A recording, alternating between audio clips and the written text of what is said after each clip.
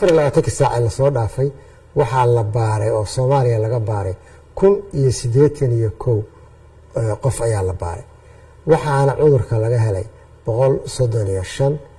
oo siday goboladii ka kala yimaadeen u kala qaybsan yihiin Banaadir ah 110 Somaliland oo ah 15 South West ama Koonfur Galbeed oo ah 6 Jubbaland oo ah 3 iyo Galmudug oo ah 1